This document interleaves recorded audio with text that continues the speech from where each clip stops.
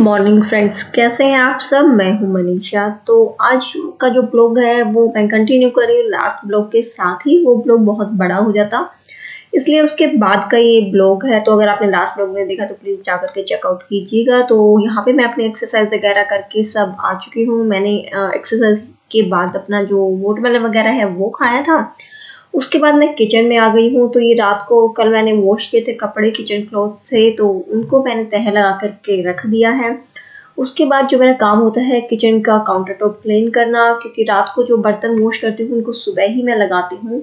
तो सारे बर्तन हैं उनको मैं अपनी जगह पर लगा दूंगी ताकि जो किचन है वो भी ऑर्गेनाइज लगे, और साथ में जो काम करने के लिए स्पेस है या कुछ जो बर्तन मुझे चाहिएंगे वो मुझे मिल जाए, एक एक करके मुझे उसमें से ना निकालना पड़े। इसलिए पहले जो बर्तन मैंने रात को वॉश किए थे मैं उनको लगा देती हूँ और खाली कर लेती हूँ अपने काउंटर टॉप को, जगह को क्लीन करने के लिए।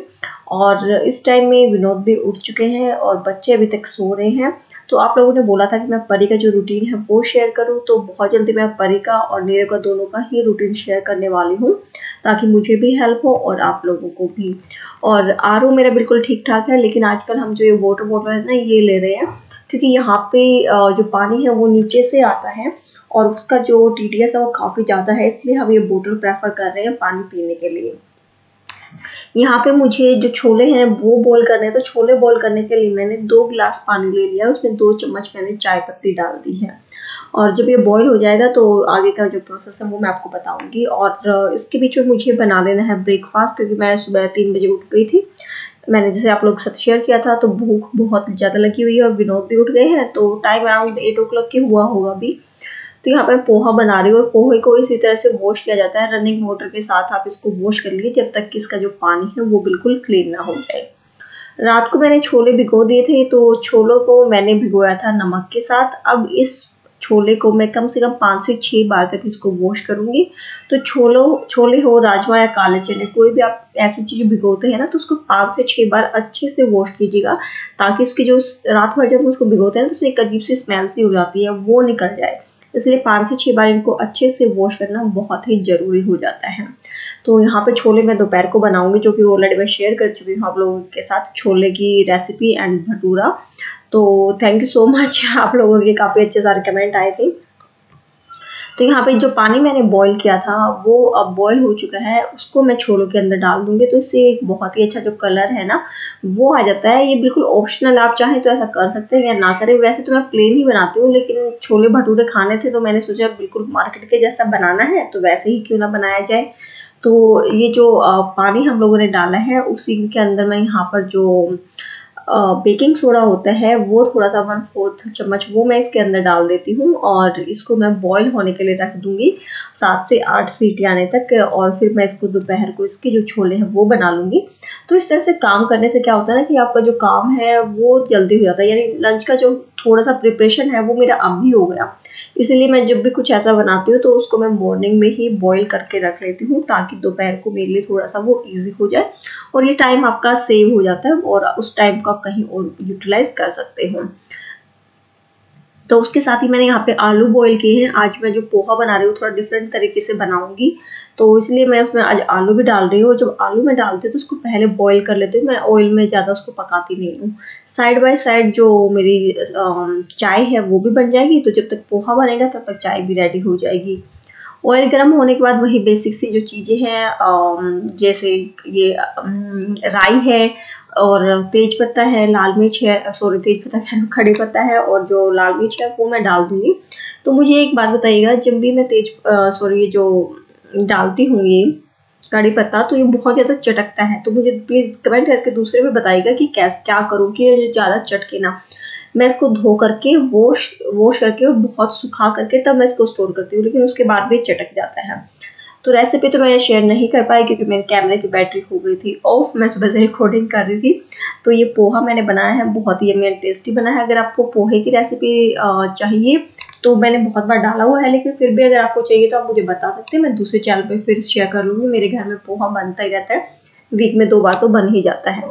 तो ये छोटे कटोरे में जो आप देख रहे हैं ये परी का है, और ट्रे में हम दोनों का था, मीरा और विनोद का। चाय के साथ पोहा लेते हैं। और ये बड़ी कटोरे में नीरव का है, नीरव की क्लासेस शुरू हो चुकी है, तो नीरव जब 5-7 मिनट का उसका जो ब्रेक आएगा ना, तब मैं उसको दे दूंगी, और जब परी उठेगी तो परी को उसका दे दूंगी। तो मैं इन दोनों को ढक करके रख देती हूँ। और आफ्टर ब्रेकफास्ट यहाँ पे थोड़ा सा हम लेजी हो जाते हैं, क्योंकि ब्रेकफास्ट करते करते न्यूज़ वगैरह देखते हैं, तो टाइम थोड़ा सा ऐसे निकल जाता है, आधा 1 घंटा तो ऐसे वेस्ट हो जाता है। उसके बाद मैं जो वही घर के जो बेसिक काम है वो स्टार्ट कर देती हूँ। जैसे ये क्लीनिंग वगैरह है, तो यहाँ पे मैं सोफों के ऊपर मैंने कपड़ा बिछाया हुआ है। जैसे मैंने शेयर किया था कि बच्चे गिराते रहते हैं, तो सोफे का कपड़ा गंदा ना हो इसलिए मैं ये कवर करके उसको रखती हूँ। तो मुझसे पूछा था कि मैंने कहाँ से कवर लिए हैं, तो ये मैंने यहाँ से लोकल मार्केट से ही लिए थे, जो मंगोलपुरी में कतरन मार्केट है वहाँ से लिए थे। इससे क्या होता है कि जो सोफे है ना वो बचे रहते हैं, और ये कपड़े को आप निकाल करके और वॉश कर लो तो काफ़ी कलर में ही मिल जाते हैं। उसके बाद मैं यहाँ पे झाड़ू पोछा करूँगी, क्योंकि विनोद की कमर में काफ़ी ज़्यादा पेन हो रहा है, तो मैंने उसको रेस्ट दे दिया है। झाड़ू पोछा मैं अभी उससे नहीं, विनोद नहीं कर रहे हैं, तो झाड़ू निकालने के बाद मैं पहले किचन को क्लीन कर देती हूँ। तो देखिए जो किचन है मेरा आफ्टर ब्रेकफास्ट कुछ इस तरह से है। तो किचन में बिल्कुल क्लीन कर चुकी हूँ। यहाँ पर नीट एंड क्लीन हो गया है मेरा, ब्रेकफास्ट वगैरह सबका हो गया, दूध वगैरह सब हो चुका है। बस अब मैं इसको क्लीन हो गया, और उसके बाद मैं जो अपना डस्टिंग वाला पार्ट है वो करूँगी।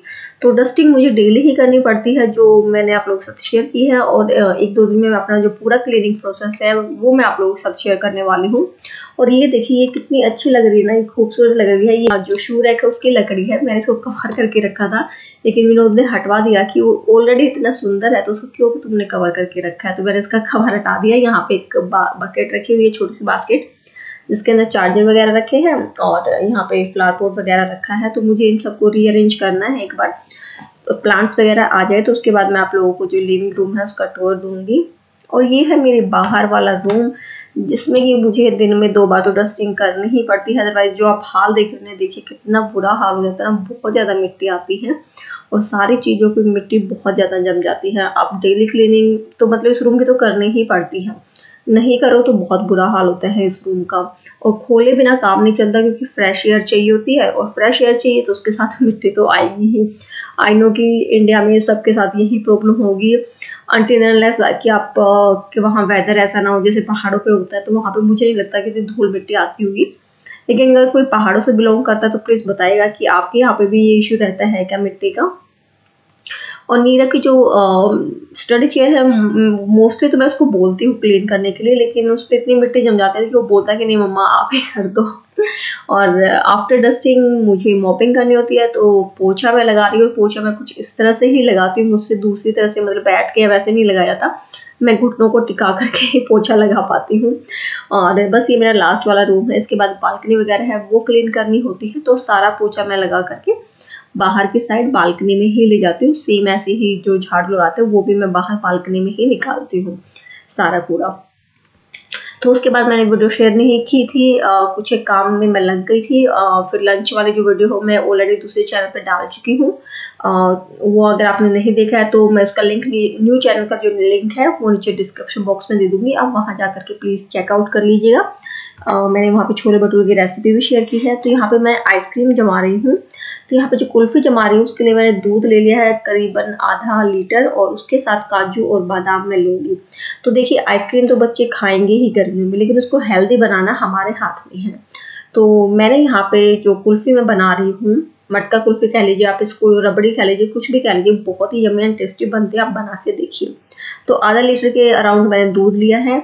उसके बाद मैंने काजू और बादाम लिए हैं, एक एक मुट्ठी आप ले लीजिएगा, इनफ रहते हैं। और काजू बादाम ही लेने हैं, कुछ ज़्यादा पिस्ता है तो आप पिस्ता ले सकते हैं, मेरे पास पिस्ता नहीं था। अखरोट मत लीजिएगा, उसका टेस्ट फिर अलग हो जाता है। बस इनको फिर आपको पीस लेना है, और इसको पीसते हुए आप ध्यान रखिए इसको इस तरह से थोड़ा थोड़ा चला करके 10-10 सेकंड के लिए आपको पीसना है, ताकि जो ड्राई फ्रूट्स है वो अपना नेचुरल ऑयल है वो ना छोड़ दे। तो यहाँ पे दूध मेरा बॉईल हो गया है। जैसे ही दूध बॉईल होगा उसके अंदर हम डाल देंगे शुगर। तो शुगर आप अपने टेस्ट के अकॉर्डिंग रख सकते हैं, बच्चों के लिए शुगर कोई मना ही नहीं है, लेकिन अगर आपके घर में बच्चे नहीं, आप अपने लिए बना रहे हो तो शुगर को आप हटा दीजिएगा। इसके लिए जगह पर आप शक्कर डाल लीजिए, और वो भी बिल्कुल जब दूध ठंडा हो जाए उसके बाद, गर्म में डालेंगे तो फट जाएगा। तो यहाँ पे दूध मेरे अच्छे से बॉईल हो गया, चीनी मैंने मिक्स कर दी है। उसके अंदर अब मैं डालूंगी मलाई, और ये मलाई इससे पहले मैंने इसी पतीले में दूध बॉईल किया था दही जमाने के लिए, तो ये उसी की मलाई है जो थोड़ा सा नीचे लग गया था, वो सब मैंने मिक्स करके दूध के अंदर डाल दी। तो बच्चों के लिए बना रहे तो मलाई जितनी मैंने अभी दिखाई आप 4 से 5 चम्मच ही होगी, इतनी जरूर मलाई डाली। ये हेल्दी भी होगी, साथ में आपकी जो आइसक्रीम है वो अच्छी भी जमेगी इससे। तो देखिए मैं यहाँ पे दिखा रही हूँ कि जो मैंने पीसा है उसने जो ऑयल है वो नहीं छोड़ा, अदरवाइज ये चिपक जाता। तो इन चीज़ों का ध्यान रखते हुए आपको बनाने हैं ये, ताकि गुडनेस मिल जाए हमें सारी चीज़ों की जो भी हम इसमें इंक्लूड करते हैं। तो इसको 2 मिनट के लिए पका लीजिएगा। उसके बाद हम इसके अंदर क्या करेंगे, जो कस्टर्ड पाउडर होता है ना वो डालेंगे।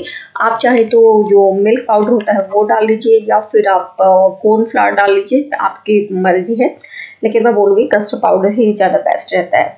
तो यहाँ पे थोड़े से आधा कप ठंडे दूध में मैंने 2 चम्मच कस्टर्ड पाउडर डाल दिया, और अब मैं इसको मिक्स कर लूँगी। कोई भी फ्लेवर ले लीजिएगा, उससे कोई फ़र्क नहीं पड़ता है, जो भी मिल जाए। आजकल वैसे ही लॉकडाउन में तो जो अवेलेबल है वही ठीक है।